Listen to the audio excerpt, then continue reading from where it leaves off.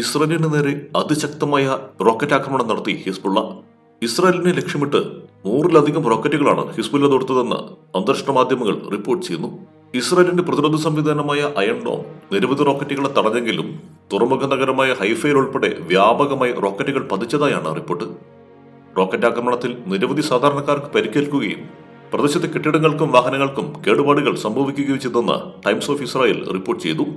ആക്രമണത്തിൽ ഒരു കുട്ടിയടക്കം 4 പേർക്ക് പരിക്കേറ്റിട്ടുണ്ടെന്നാണ് ഇസ്രായേലി മാധ്യമങ്ങൾ റിപ്പോർട്ട് ചെയ്യുന്നത്.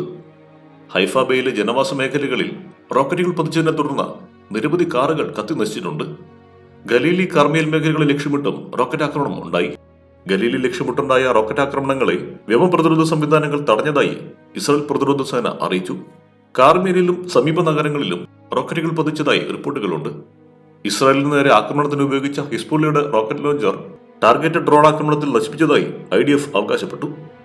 ഇക്കഴിഞ്ഞ സെപ്റ്റംബറിൽ നടന്ന പേജർ വോക്കി-ടോക്കി ആക്രമണങ്ങൾക്ക് പിന്നിൽ ഇസ്രായേലിന് പങ്കുണ്ടെന്ന് പ്രധാനമന്ത്രി ബെഞ്ചമിൻ നെതന്യാഹു ആദ്യമായി സമ്മതിച്ചതിന് തൊട്ടു പിന്നാലെയാണ് ഹിസ്ബുള്ളയുടെ വൻ ആക്രമണം ഉണ്ടായിരിക്കുന്നത്.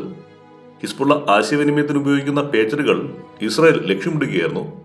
സ്ഫോടക വസ്തുക്കൾ അടങ്ങിയ ആയിരക്കണക്കിന് പേജറുകൾ ലെബനനിൽ ഉടനീളം പൊട്ടിത്തെറിച്ച സംഭവത്തിൽ 40ഓളം പേർ കൊല്ലപ്പെടുകയും 3000-ലധികം ആളുകൾക്ക് പരിക്കേൽക്കുകയും ചെയ്തിരുന്നു.